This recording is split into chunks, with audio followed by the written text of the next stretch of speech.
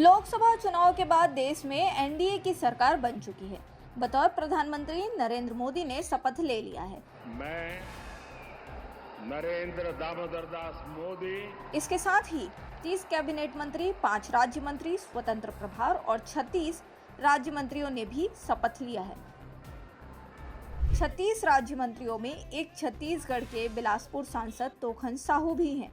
तोखन साहू पहली बार सांसद बने हैं और सांसद बनते ही उन्हें राज्य मंत्री भी बनाया गया है।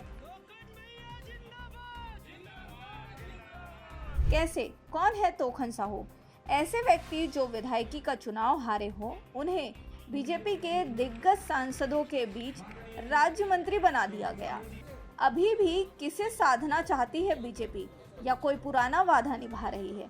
तोखन साहू के मंत्री बनने की पूरी कहानी देखिए खास रिपोर्ट।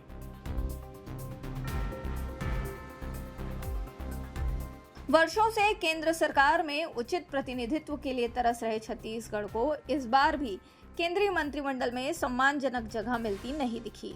खासकर एनडीए के घटक दलों के लिए 4 से 5 सांसदों के बीच एक मंत्री बनाए जाने के फॉर्मूले की चर्चा जब जोरों पर थी, तब ऐसे में छत्तीसगढ़ को उम्मीद थी कि प्रदेश बनने के बाद पहली बार उन्हें केंद्रीय मंत्री मिल सकते हैं, पर ऐसा कुछ हुआ नहीं।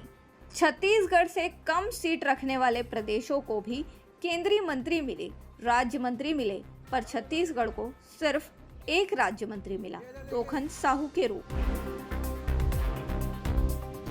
छत्तीसगढ़ के बिलासपुर सांसद तोखन साहू को राज्य मंत्री बनाए जाने के पीछे कई महत्वपूर्ण कारण माने जा रहे हैं। बताया जा रहा है कि प्रदेश में आदिवासियों के बाद अगर किसी की सबसे ज्यादा जनसंख्या है तो वो साहू समाज की है। ऐसे में साहू समाज को साधना जरूरी भी हो जाता है। प्रदेश में तकरीबन 5 लाख से ज्यादा साहू समाज की जनसंख्या है। समाज को साधने के लिए भाजपा और एनडीए की सरकार ने तोखन साहू को राज्य मंत्री बनाया है। साहू की किसानों के बीच अच्छी पैठ भी मानी जाती है और वे जमीन से जुड़े हुए नेता भी माने जाते हैं।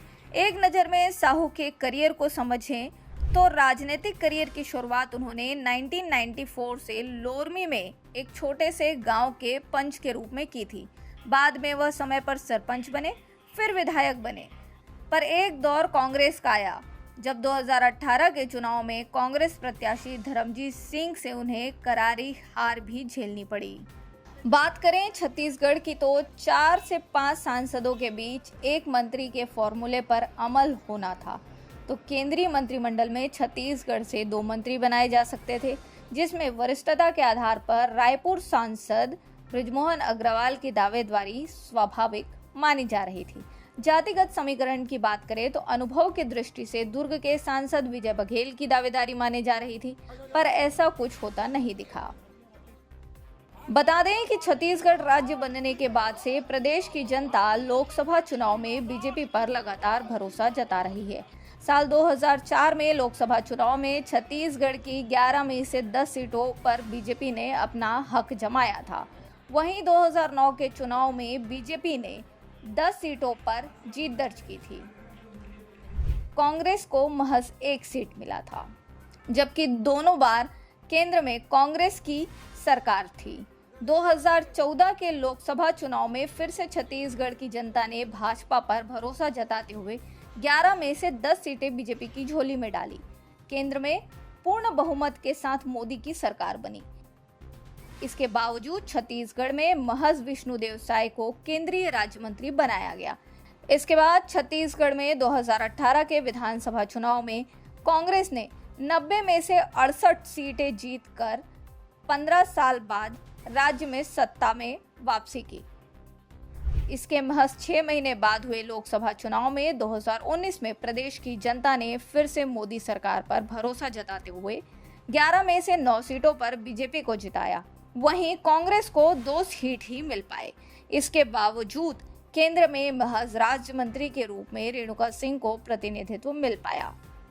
इस बार फिर से 2024 के लोकसभा चुनाव में प्रदेश की जनता ने भाजपा पर भरोसा जताते हुए 11 में से 10 सीटों पर जिताया है।